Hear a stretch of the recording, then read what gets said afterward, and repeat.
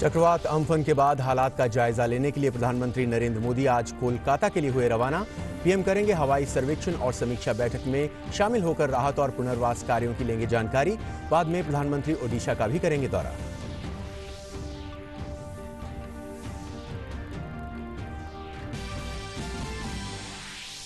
Super cyclone Amphan के बाद पश्चिम बंगाल और ओडिशा में राहत और पुनर्वास कार्य जारी। पश्चिम बंगाल में तूफान के कारण 72 लोगों की मौत। बांग्लादेश में चक्रवात के चलते कई इलाके पानी में डूबे। उत्तरी बांग्लादेश के ऊपर जाकर डीप डिप्रेशन में तब्दील हुआ चक्रवात।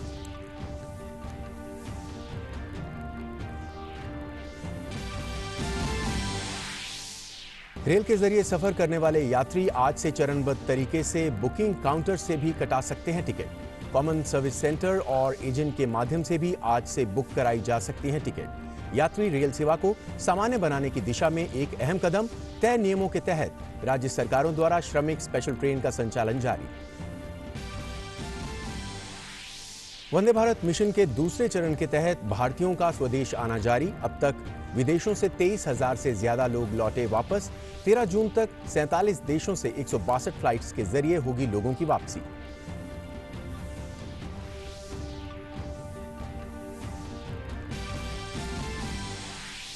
भारत में कोविड-19 संक्रमण के सक्रिय मामले हुए 66,330। स्वस्थ हुए मरीजों की संख्या 48,533, जबकि वायरस के संक्रमण से 3,583 लोगों की हुई मौत। दुनिया में कोरोना से संक्रमितों की संख्या हुई 51 लाख के पार। 3,32,000 से ज्यादा लोगों की मौत। महामारी से सबसे ज्यादा प्रभावित अमेरिका में 94,000 से ज्यादा लोगों की मौत। न्यूयॉर्क में प्रतिबंधों में ढील के बाद रेस्टोरेंट फिर से खुले।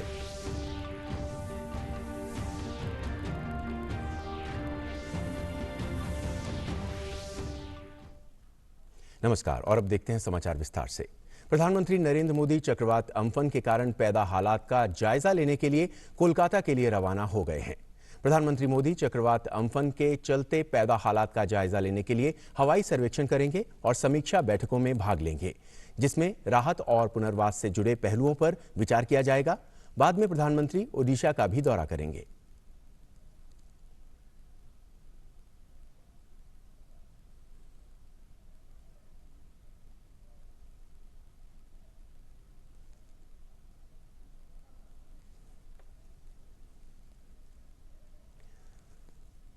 आरबीआई गवर्नर शक्तिकांत दास इस वक्त प्रेस कॉन्फ्रेंस कर रहे हैं। Holding a usual press conference, so I have tried to explain the various points so that the number of questions and clarifications that viewers and all of you would be having in mind, they get sufficiently clarified. I would like to begin with a quote from the father of the nation, Mahatma Gandhi, and I quote, "It is when the horizon is the darkest and human reason is beaten down to the ground that faith shines brightest and comes to our rescue. As a nation, we must have faith in India's resilience and capacity to overcome all odds. COVID-19, a virus of the size of 0.12 microns, has crippled the global economy with more than 300,000 dead and economic activity across the world stalled. Once again, central banks have to answer the call to the front line in defense of the economy. The recent release of macroeconomic data that for the first time revealed the damage wrought by COVID-19 brought forward the need for an off-cycle meeting of the Monetary Policy Committee, that is the MPC, in lieu of the earlier scheduled meeting between June 3rd to 5th, 2020. Over the last 3 days, that is 20th, 21st, and 22nd, the MPC reviewed the domestic and global developments and their implications for the outlook. After extensive discussions, the MPC voted unanimously for a reduction in policy repo rate and for maintaining the accommodative stance of monetary policy as long as necessary to revive growth and to mitigate the impact of COVID-19 while ensuring that inflation remains within the target. On the quantum of reduction, the MPC voted with a 5:1 majority to reduce the policy repo rate by 40 basis points 40 basis points from 4.4% to 4%. Consequently, the MSF rate and the bank rate now stand reduced to 4.25% and reverse repo rate stands reduced to 3.35%. Before I lay out the backdrop, the rational and expected outcomes of the MPC's decisions, I wish to thank the committee members for their valuable contribution during the deliberations. I would also like to thank my colleagues in the RBI who have been working tirelessly in RBI's fight against COVID-19. My gratitude goes out to our teams for their intellectual support, analytical work, and the logistical arrangements. A special word of praise for our team of what is now about 200 officers, staff, and service providers who are working unstinted 24/7 in isolation, away from their families in order to keep the essential RBI services available to the nation. Once again, I wish to express our admiration for the doctors, the healthcare and medical staff, police, law enforcement agencies, functionaries and personnel of the government, the private sector, banks and other financial institutions who have risen to the occasion day after day through the pandemic to ensure continuity in provision of all essential services. Our deepest gratitude to their families too. I would now like to provide an assessment of the current macroeconomic situation, both global and domestic. By all counts, the macroeconomic and financial conditions are austere. The global economy is inexorably headed into recession. The global manufacturing PMI contracted to an 11-year low in April 2020. The global services PMI recorded its steepest decline in the history of the index. Among advanced economies that have released GDP readings for Q1 of 2020, contractions were in the range of 3.4% to 14.2%. For emerging market economies, the growth rate ranged between 2.9% and minus 6.8%. EMEs face additional pressures in the form of capital outflows and asset price volatility from the bouts of turbulence afflicting financial markets. The plunge in crude prices has dried up budgetary revenues for oil exporters. On the other hand, oil importers have been denied terms of trade gains by the crushing blow to demand delivered by the pandemic. According to the UNCTAD, the value of global trade contracted by 3% in Q1. The volume of world trade can shrink by 13 to 32% in the current year as projected by the WTO. Global financial markets have calmed after a turbulent period in March and volatility has ebbed, but markets have generally been disconnected from the developments in the real economy. Relatively unsung, global policy response by central banks and governments has been unprecedented.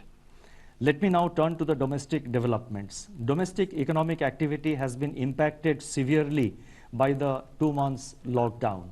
The top 6 industrialized states in India that account for 60% of our industrial output are largely in the red and orange zones. High-frequency indicators point to a collapse in demand beginning in March 2020 across both urban and rural segments. Electricity and petroleum consumption, which are indicators of day-to-day demand, have plunged into steep declines. The double whammy in terms of losses of both demand and production has in turn taken its toll on fiscal revenues. Investment demand has virtually been halted by a decline of 36% in the production of capital goods in March, which was coincident with a contraction of 27% in imports of capital goods in March and 57.5% in April. This is also evident in a fall of 91% in finished steel consumption in April and 25% shrinkage in cement production during March. The biggest blow from COVID-19 has been to private consumption, which accounts for about 60% of the domestic demand. The production of consumer durables fell by 33% in March 2020, accompanied by a 16% decline in output of non-durables. Similar indications are reflected in surveys of the fast-moving consumer space also. In the production sectors, industrial production shrank by close to 17% in March, with manufacturing activity down by 21%. The output of core industries, which constitutes about 40% of overall industrial production, contracted by 6.5%. In conformity, the manufacturing PMI for April recorded its sharpest deterioration to 27.4, spread across all sectors. The services PMI plunged to an all-time low of 5.4% in April 2020. Amidst this encircling gloom, agriculture and allied activities have, however, provided a beacon of hope on the back of an increase of 3.7% in food grain production to a new record. A ray of hope also comes from the forecast of normal southwest monsoon by the India Meteorological Department. By 10th May 2020, up to which the latest information is available, Kharif sowing was higher by 44% compared to the last year's acreage. Rabi procurement is in full flow in respect of oilseeds, pulses, wheat, benefiting the bumper harvest.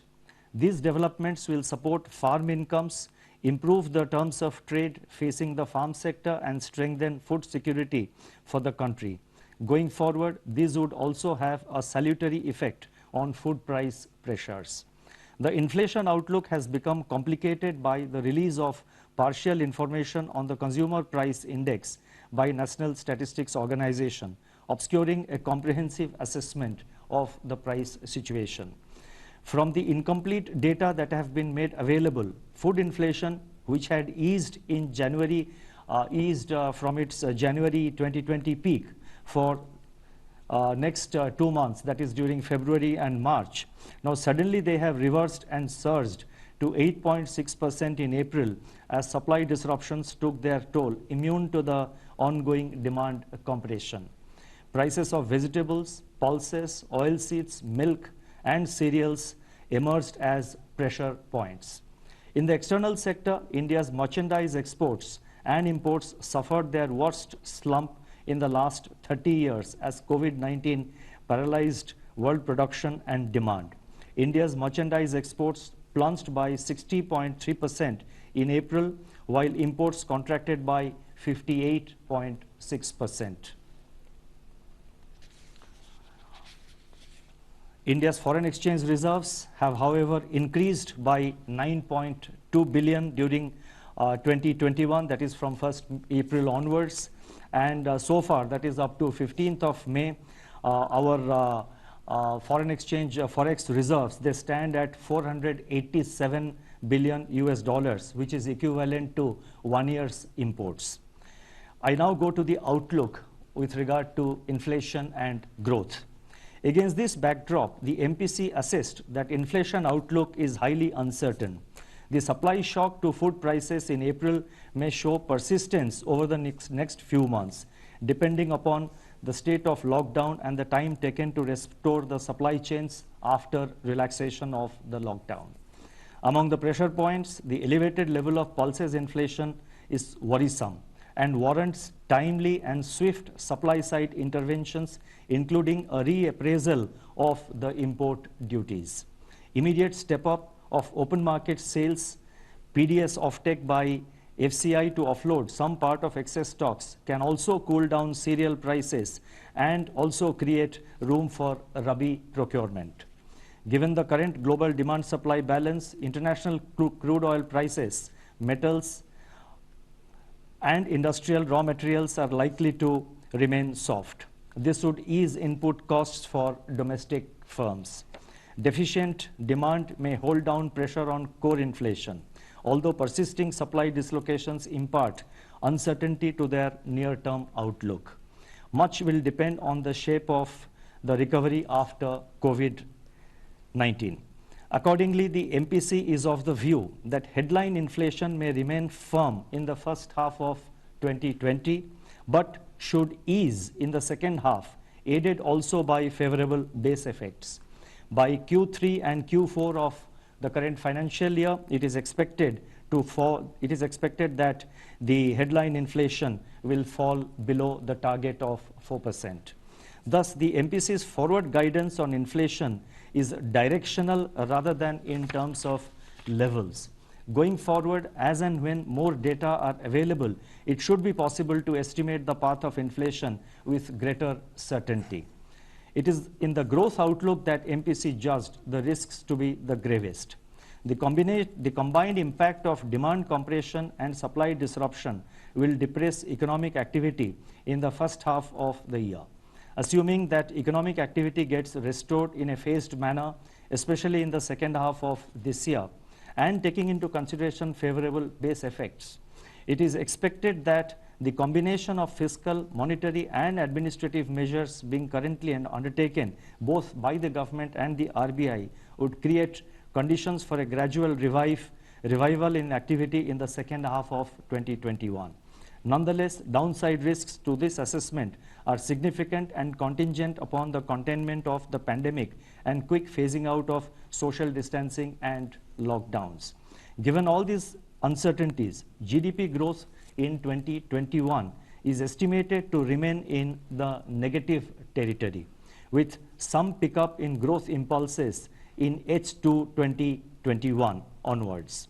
The end May 2020 release of NSO on national income should provide greater clarity, enabling more specific projections of GDP growth in terms of both magnitude and direction. Much will depend on how quickly the COVID curve flattens and begins to moderate. As the nation prepares for this future, the words of Mahatma Gandhi should inspire us to fight on. I quote, "We may stumble and fall, but shall rise again," unquote. The MPC is of the view that the macroeconomic impact of the pandemic is turning out to be more severe than initially anticipated. Beyond the destruction of economic and financial activity, livelihood and health are severely affected. Judging that the risks to growth are acute, while the risks to inflation are likely to be short-lived, the MPC believes that it is essential now to instill confidence and ease financial conditions further. This will facilitate flow of funds at affordable rates and rekindle investment impulses. It is in this context that the MPC voted to reduce the policy repo rate by 40 basis points from 4.4 to 4%. If the inflation trajectory evolves as expected, more space will open up to address the risks to growth. Now, I turn to some regulatory and development policy announcements.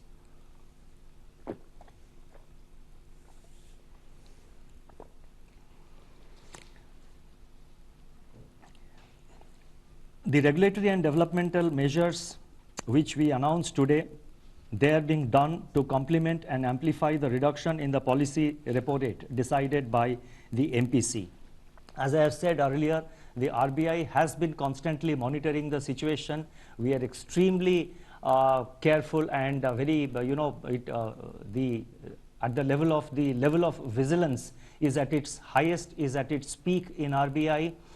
Our entire team of officers are closely monitoring the developments in various segments of the economy, and you would have seen that over the past 2 or 3 months, as and when it was warranted, the RBI has not waited for a formal statement to be made by the governor, but we have been taking policy measures. And as and when the situation warrants, to the best of our ability, we are reacting to situations, we are trying to anticipate and also trying to be proactive, and that shall continue to be under the underlying theme of our approach.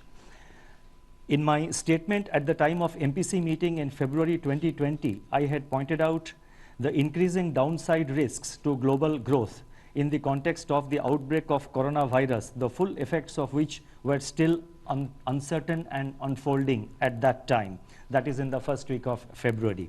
Since then, RBI has proactively managed liquidity conditions, expanding its array of measures, both conventional and unconventional.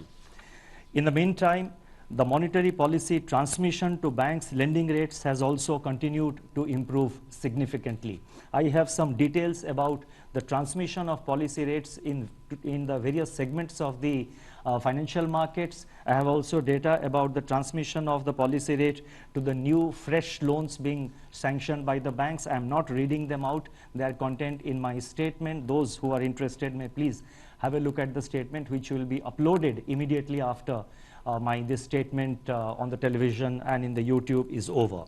The decision of the MPC to reduce the policy repo rate and maintain the accommodative stance of monetary policy provides the opportunity for the RBI to announce certain additional measures against the backdrop of a deteriorating outlook for economic activity. These policy actions complement and strengthen each other in intent and reach. The measures being announced today can broadly be delineated under 4 categories. 1. Measures to improve the functioning of markets and market participants. 2. Measures to support exports and imports. 3. Efforts to further ease financial stress caused by COVID-19 disruptions by providing relief on debt servicing and improving access to working capital. And 4. Steps to ease financial constraints faced by the state governments. I first take up measures to improve the functioning of markets. The RBI had earlier announced a special refinance facility of 15,000 crore to SIDBI at RBI's policy repo rate for a period of 90 days for the lending and refinancing operations of the SIDBI. In order to provide greater flexibility to SIDBI, it has been decided to roll over the facility at the end of the 90th day for another 90 days. The next point relates to investments by the foreign portfolio investors, that is FPIs, under the voluntary retention route of the RBI. Since its introduction, the voluntary retention route scheme has evinced strong investor participation, with investments exceeding 90% of the limits allotted under the scheme. In view of the difficulties expressed by FPIs and their custodians on account of COVID-19 related disruptions in adhering to the condition that at least 75% of allotted limits be invested within 3 months, it has been decided that an additional 3 months' time will be allowed to FPIs to fulfill this requirement. The next set of measures relate to our effort to support exports and imports. The deepening of the contraction in global activity and trade, accentuated by rapid spread of COVID-19, has crippled external demand. In turn, this has impacted India's exports and imports, both of which have contracted sharply in the recent months. In view of the importance of exports and imports to the economy, certain measures are being taken to support the foreign trade sector. The first measure relates to export credit. In order to alleviate genuine difficulties being faced by exporters in their production and realization cycles, it has been decided to increase the maximum permissible period of pre-shipment and post-shipment export credit sanctioned by the banks from the existing 1 year to 15 months for disbursements made up to July 31st, 2020. The next measure relates to liquidity facility for the Exim Bank of India. In order to enable the Exim Bank to meet its foreign currency resource requirements, it has been decided to extend a line of credit of rupees 15,000 crore to the Exim Bank for a period of 90 days with rollover of up to 1 year, so as to enable it to avail a US dollar swap facility. Next measure relates to extension of time for payment for imports. With a view to providing greater flexibility to importers in managing their operating cycle in a COVID-19 environment, it has been decided to extend the time period for completion of outward remittances against normal imports, that is, excluding import of gold, diamonds, and precious stones and jewelry, into India from 6 months to 12 months from the date of shipment of such imports made on or before July 31st, 2020. The next set of measures relate to measures to ease the financial stress. The RBI had earlier on 2 separate occasions, on March 27th and on April 17th, when I made statements in the media, the RBI had announced, on both these occasions, certain regulatory measures pertaining to granting of 3 months moratorium on term loan installments. That is the first one we had announced. 2, deferment of interest for 3 months on working capital facilities. 3, easing of working capital financing requirements by reducing margins or reassessment of working capital cycle. 3, exemption from being classified as defaulter in supervisory reporting and reporting to credit information companies. 5, I think 1, 2, 3, 4, 5, I'm just listing out. It's possible that it missed to, that exemption probably was number 5, exemption from being classified as defaulter. I think that was 4. The 5th point is extension of resolution timelines for stressed assets. And the 6th point was asset classification standstill by excluding the moratorium period of 3 months. So all these measures we have announced on 27th of March and on April 17th, essentially arising from this 3 months time we gave 3 months moratorium we allowed on the term loans, then on working capital we allowed certain relaxations and associated measures. In view of the extension of the lockdown and continuing disruptions on account of COVID-19, the above measures are being further extended by another 3 months from 1st June till 31st August, taking the total period of applicability of the measures to 6 months. That is from 1st March to 31st August 2020. The lending institutions are being permitted to restore the margins. Now, this is another announcement which I would like to draw your attention to. The lending institutions are being permitted, not only with regard to working capital, we are extending the time limit by another 3 months, but the lending institutions are being permitted to restore the margins for working capital to their original levels by 31st March 2020. This is one area where we had given 3 months time now. We are now giving time that the margins which the reduced margins, that will be restored by 31st March, which will make it easier for borrowers to sort of manage their finances, manage their cash flow in a gradual manner. Similarly, the measures pertaining to reassessment of working capital cycle are being extended up to 31st March 2021. Additionally, it has been decided to permit lending institutions to convert the accumulated interest on working capital facilities over the total deferment period of 6 months, that is from 1st March to 31st August, into a funded interest term loan, which shall be fully repaid during the course of the current financial year ending 31st March 2021. Now, this is one area where we had received a lot of representations, not only from banks, but also from the real sector borrowers. They were saying that the earlier deferment of interest which RBI had permitted, that meant that the entire interest component, the entire accumulated interest during the 3 months moratorium had to be sort of paid back to the bank in one shot. Obviously, it was posing problems in cash flow management for the various borrowers, for the various borrowing entities. So taking this into account, we have now decided that it will be converted into the deferment of the working capital during the 6 months period. They will be converted into a funded interest term loan, which will be fully repaid during the course of the current year, that is during the next few months, and the payment shall be completed by 31st March. This will provide considerable amount of ease, and this will facilitate easier cash flow management by the borrowing entities. In view of the current difficulty in raising resources from capital markets, the group exposure limit of banks is being increased from 25% to 30% of eligible capital base for enabling the corporates to meet their funding requirement from banks. The increased limit will be applicable up to June 30th, 2021. The last set of measures, they relate to easing the financial constraints faced by the state government, and there is one announcement.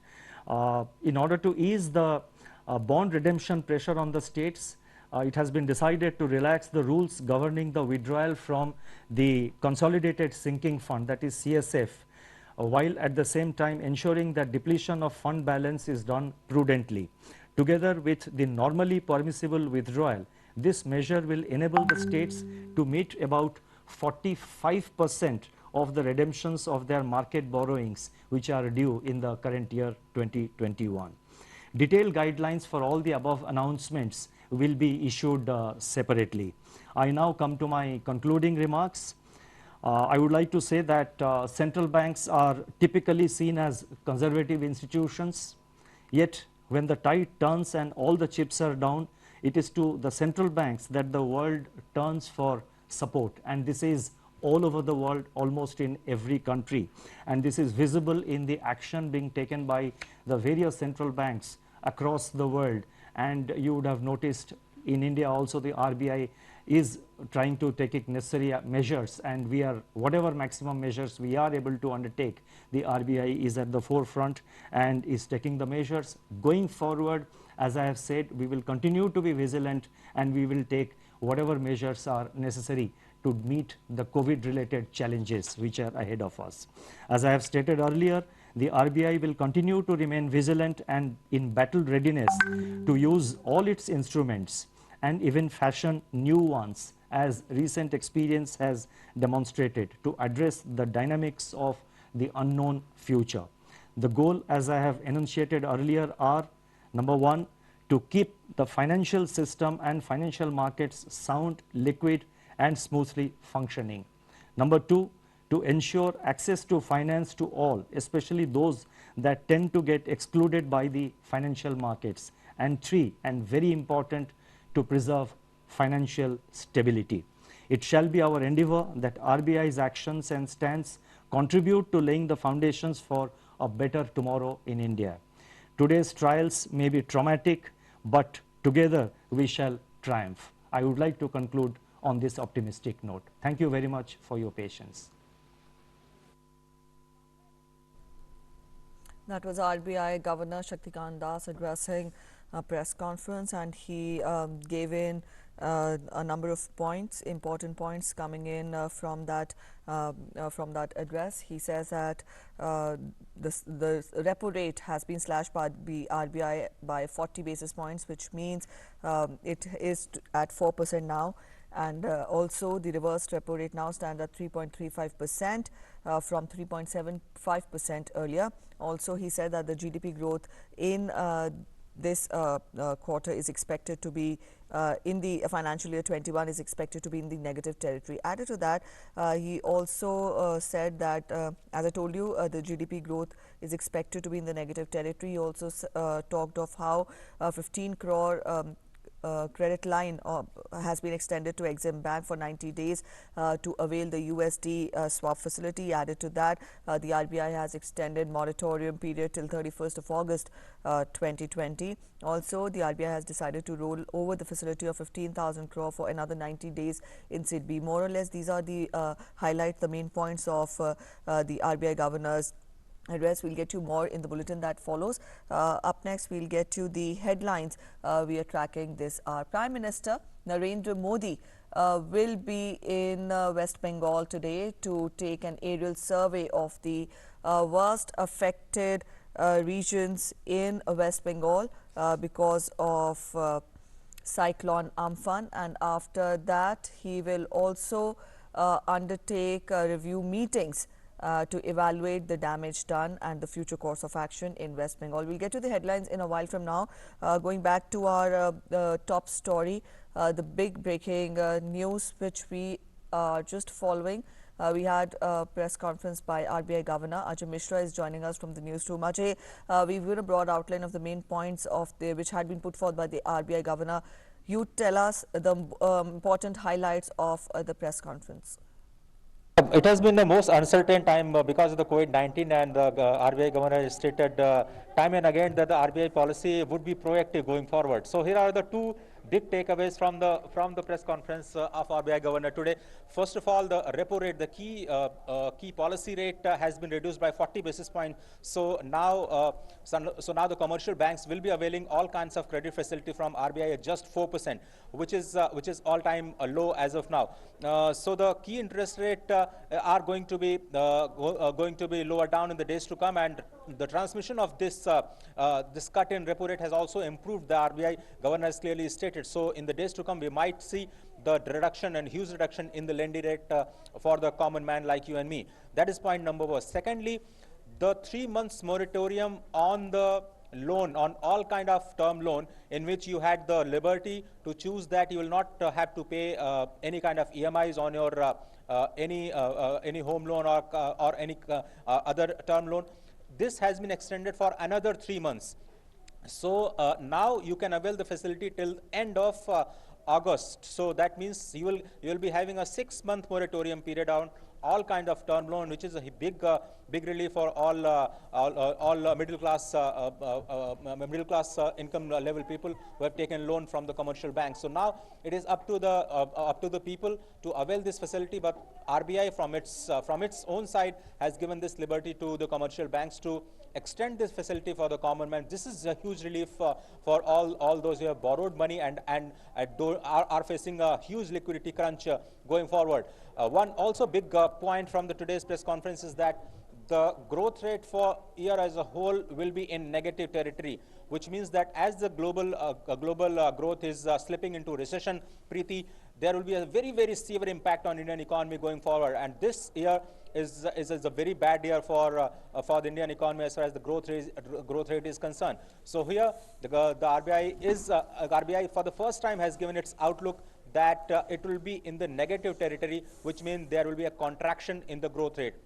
There are highly uncertain times for the inflation. Numbers going forward, inflation may rise, but the agriculture production has given some hope, as RBI is saying, that the timely procurement by the state agencies for the PDS system will have some cushion for the inflation going forward. So there is highly uncertain times for the inflation scenario.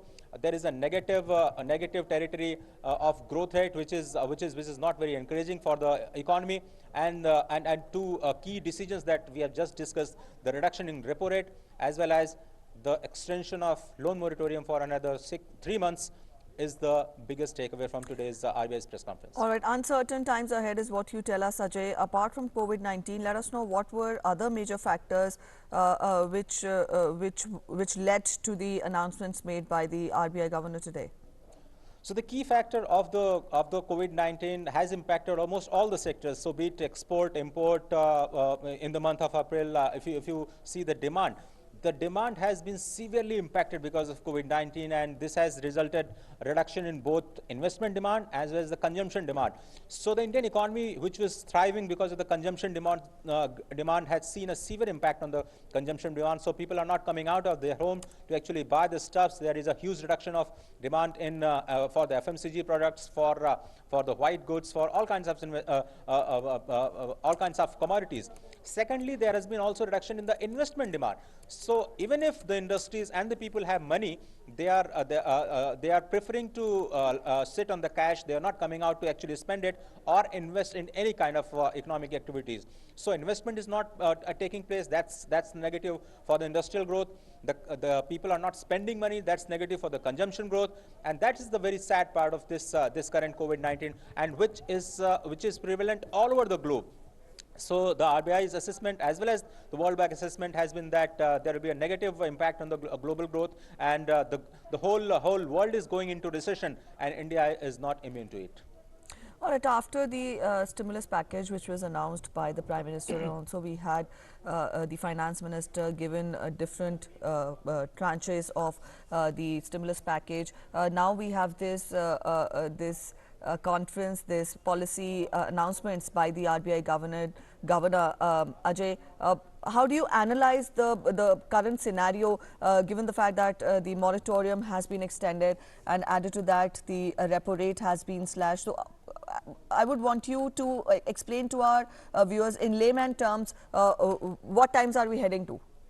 I think all is not grim when it comes to Indian economy. We were just discussing the current economic situation, which is not good, obviously because of the COVID-19. But there are some brighter points also. RBI governor has also told the nation that the Kharif sowing for this season has been 44% better than the last year. So this is going to help the food economy and contain the food inflation under check. That's very positive and encouraging going forward. Rabi crop production has been at record level, and procurement of those crops by the state agencies are going to add up to the food basket of the country. That's another brighter side. everybody is expecting that the MSME sector is going to hold up Indian economy going forward, and that's why one more major decision has been taken by the RBI to actually roll over the 90 days facility of 50,000 crore rupees support to the SIDBI. So the SIDBI will have another 90 days to actually take money from RBI to help the MSME sector to the tune of 50,000 crore. That's number one. So, and we have also seen the huge relief package for the MSME sector by the Finance Ministry, which you have already discussed in so many programs. Coming to the export sector, there were not direct incentive for the export sector in the FM's package. Now the RBI governor has said that that 15,000 crore rupees will be given to the Exim Bank, which is the Export-Import Bank of India, to actually support the credit swap facilities for the exporters. So I could see the support of the RBI for the MSME sector and the ailing export and import sector. So procedural relaxations has been given to export and import to comply with the guidelines of the RBI as well as from the Ministry of Finance. So going forward, I think if some if the entities involved in the MSME sector as well as the export import, they take advantage of this all-time low interest rate facility and credit enhancement facility by the RBI and availability of loan at the commercial banks and actually want to innovate. This is the right time for all the innovators and the startup ecosystem to come forward and actually avail the great stimulus package given by the RBI as well as the Ministry of Finance to actually support the economy at this point in time, which is very, very crucial for the growth as well as for the development and inclusive development of the country. All right, Ajay, you highlighted the positive aspects also, which the RBI governor hinted upon. Let us know more about the areas which would be more affected in the coming days, and how long do we expect the economy to get back on track to rebound itself? So the sector which has been affected most is the services sector. The services PMI has been into single digit, whereas the manufacturing PMI, which is the orders for manufacturing activities, has been close to 24%, 24 level. If this level is up to 50, it is considered okay. If it is more than 50, it is considered very good. But look at the numbers. The manufacturing PMI is just currently at 24 to 27, if I am not wrong, which is half the comfortable level for the country.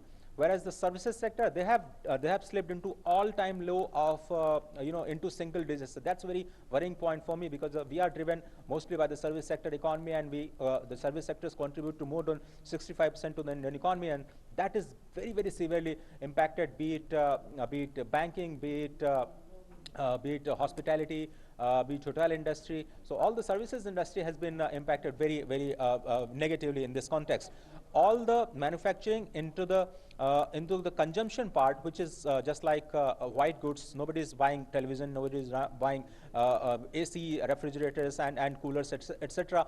And there, all the production on manufacturing activities has been impacted severely.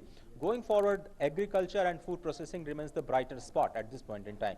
So barring agriculture and primary activities, the manufacturing and the services are severely hit. And I think, as we have discussed, that this whole year is going to be in negative territory as far as the growth rate is concerned. Going forward in the next year, which is 2021-22, the second half might be somewhat brighter in terms of growth rate.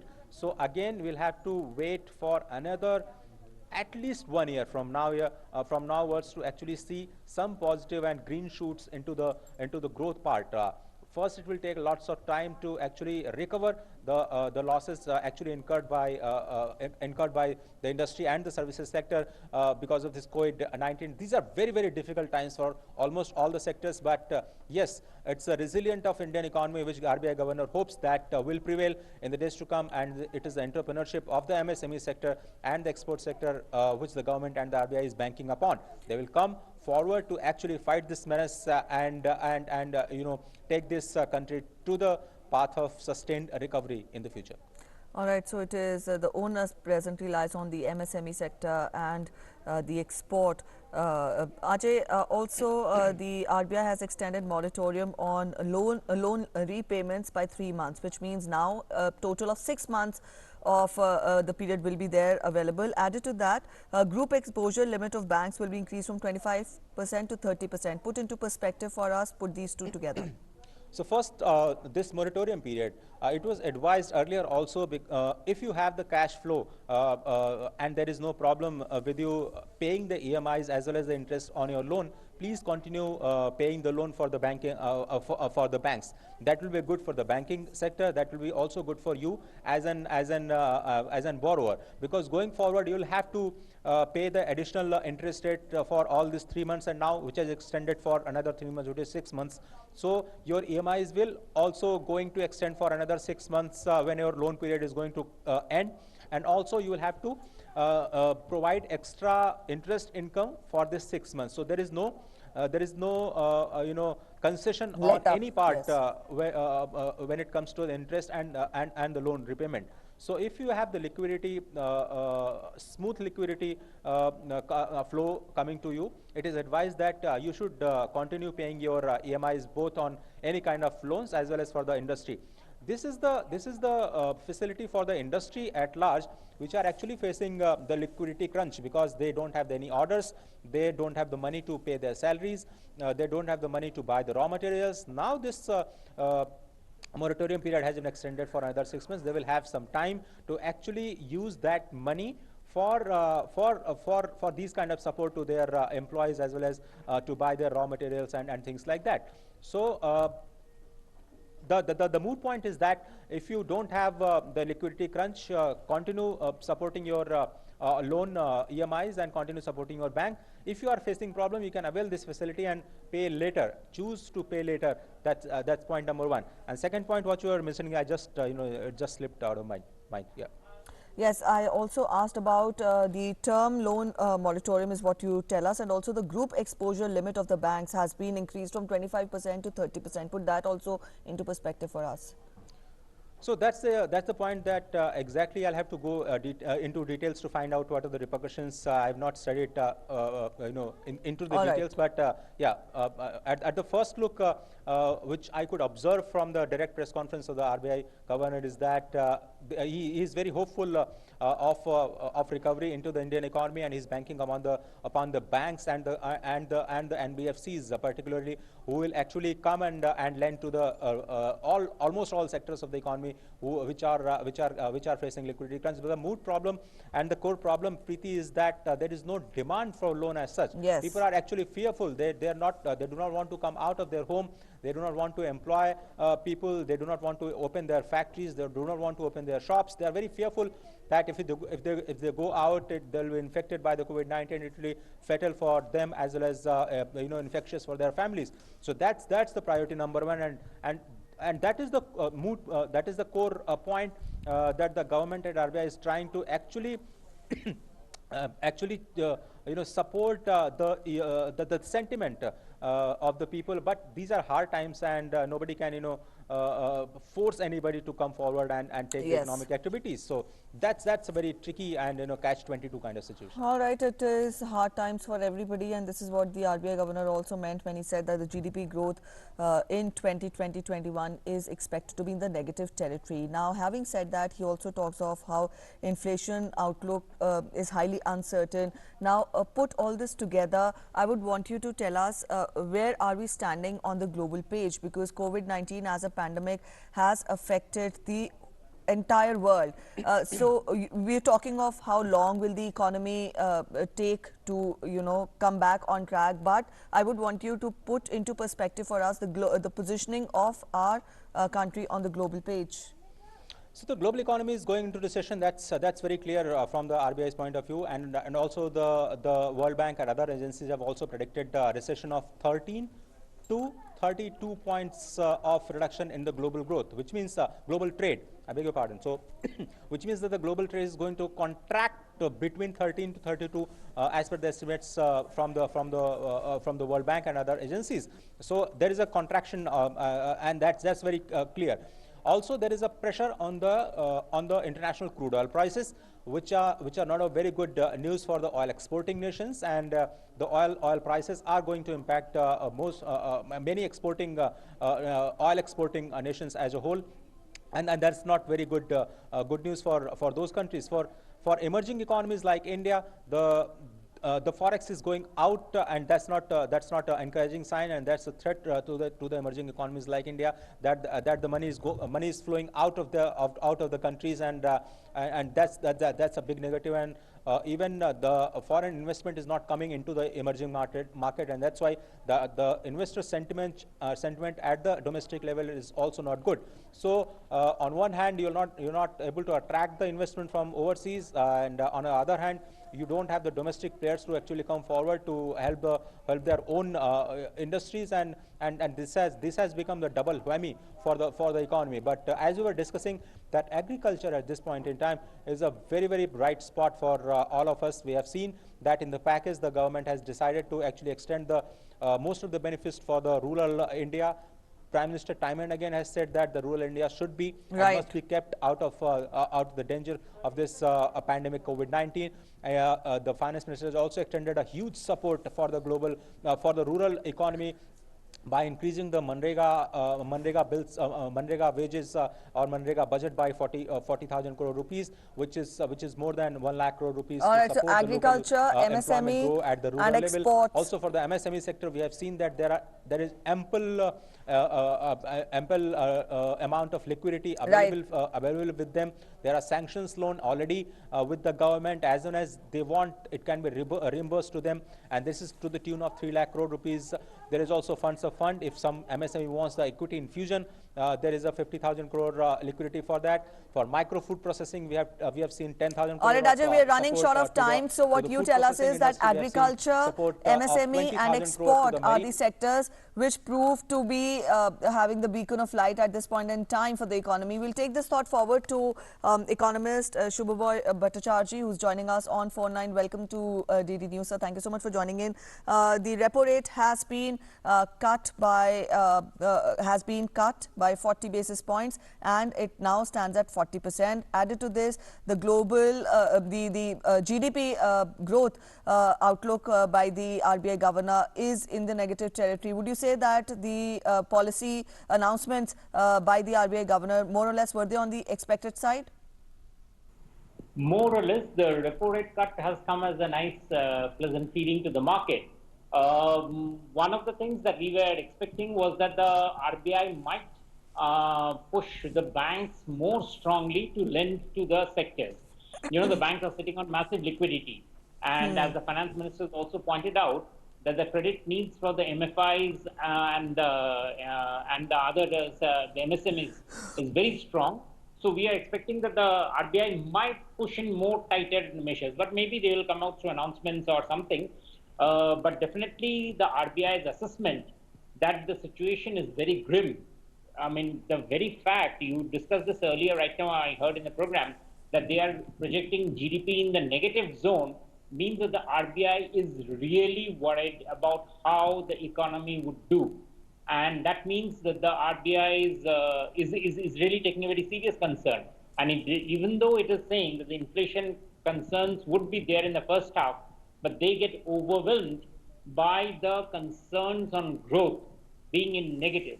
Remember, this comes just a few days after there was an informal finance ministry paper which said that the growth could be somewhere close, could be in positive territory.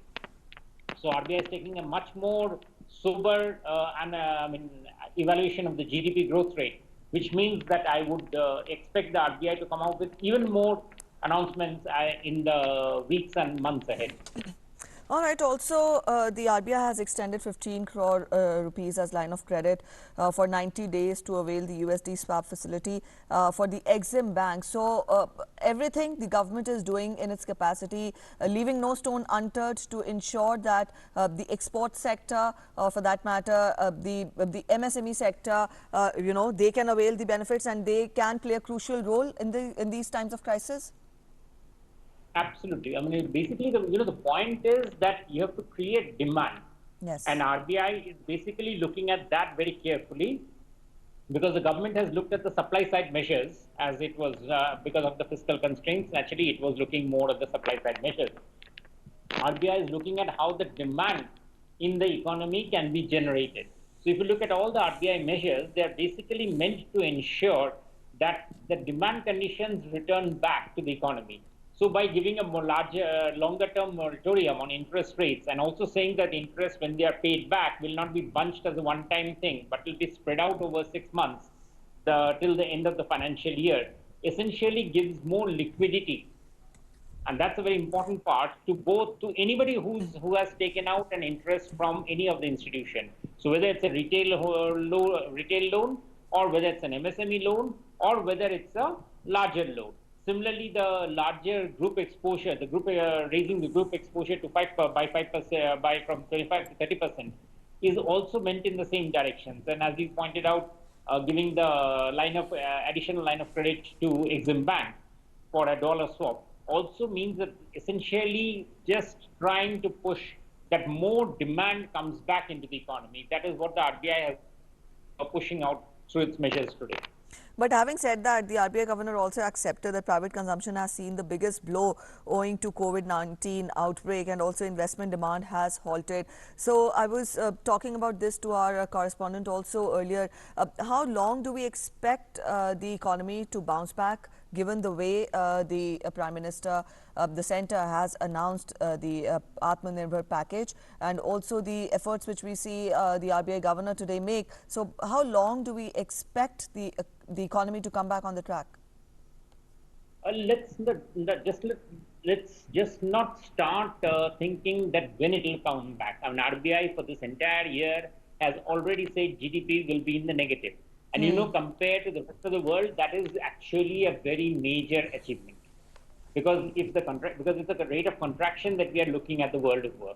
Now, the US economy and the EU is expected to go back, contract by something like of the order of 10%.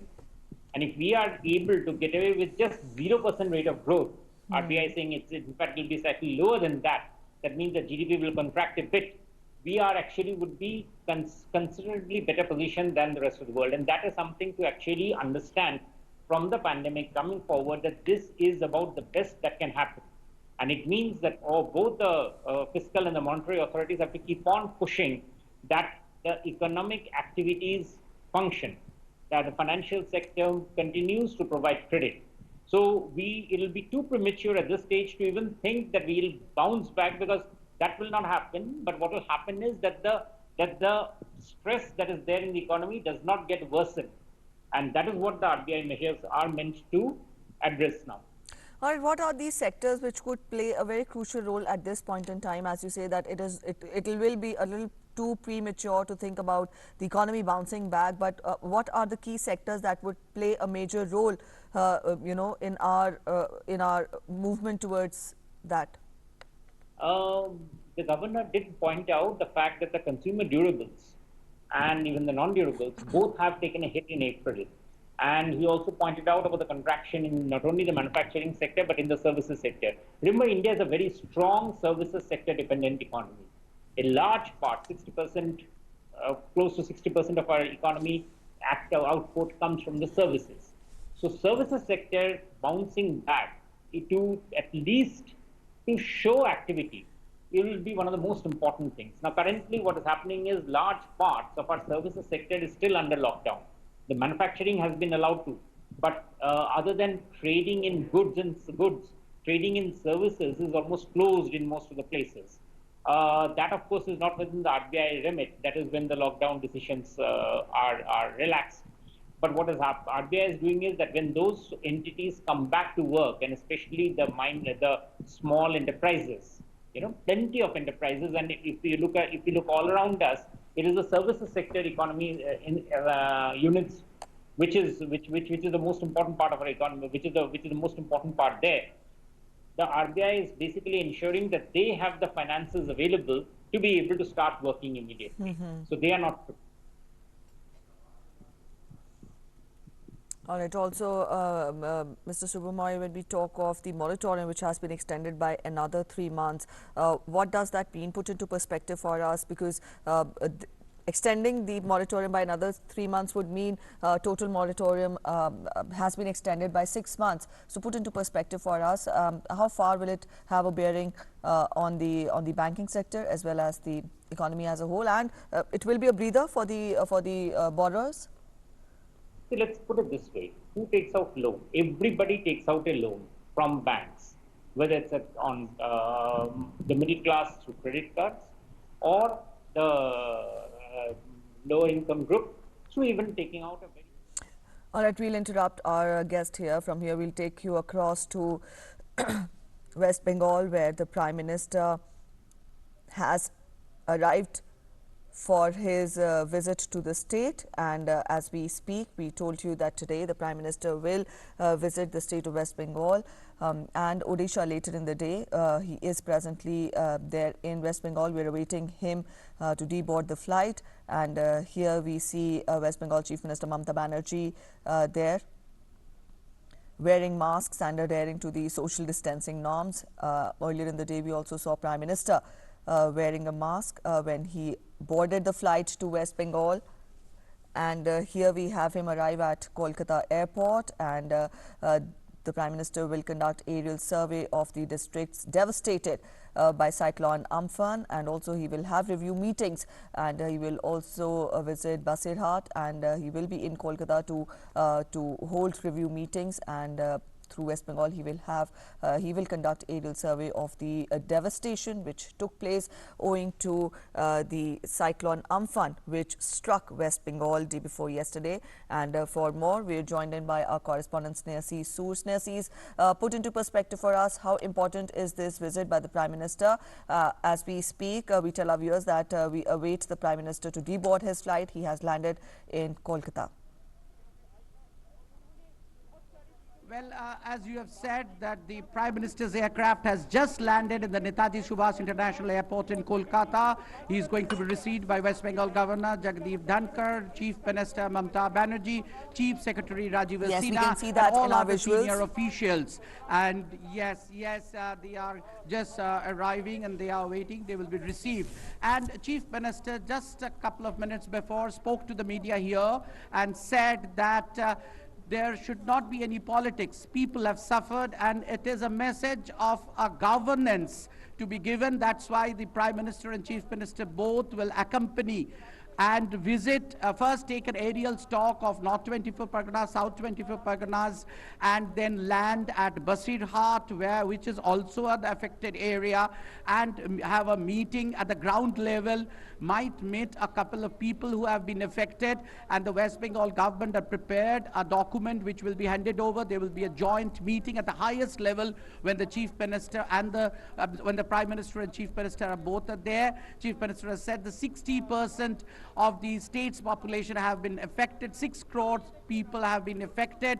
80 lives have been lost, and several other livestock and properties have been damaged. Rescue and restoration. Now the visit of the Prime Minister, as I said, the Chief Minister desired that the Prime Minister could come and visit for himself, and immediately Prime Minister responded. And this is the 3rd day of the disaster. Only there was a day and there was no communication possible from the state administrative headquarters, Chief Minister has said. But in spite of all these, this is the first visit of the Honorable Prime Minister during the Corona days. So we must understand the importance given by the Prime Minister, and a message is being given by the government directive of irrespective of the center and state, as a responsibility of the government to govern at this trying time, to reach out to the people who have suffered and to give its full for the relief and restoration work. And the decisions will be taken across the meeting, in the review meeting, and obviously the release of funds and other projects and the facilities of infrastructure, like, as we said, the 25 teams of NDRF have already come in before the disaster, which actually helped evacuation of around 6 lakhs of people, along with the state disaster management teams and other teams, municipal disaster management teams and the police teams. And then actually, as the aftermath,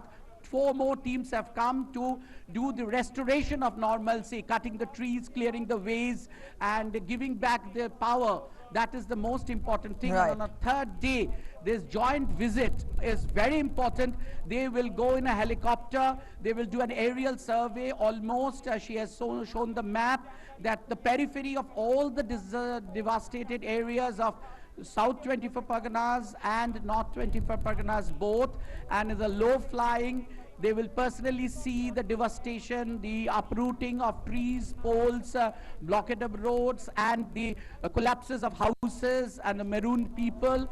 And they will land at the helipad. Right. There will be a small meeting around an hour at Basirat College, where the decisions will be taken. Yes, at so the highest Prime level, Minister and has corrective arrived measures are in expected. Kolkata, and he has boarded the helicopter to undertake an aerial survey of the devastating areas, along with West Bengal Chief Minister Mamata Banerjee and other officials. And after that, review meetings will be conducted by the Prime Minister. He will hold review meetings to assess and evaluate the devastation which has been caused to the state because of Cyclone Amphan. We'll keep you updated, but as of now, that's it in this edition of the News This Hour. Thanks for watching.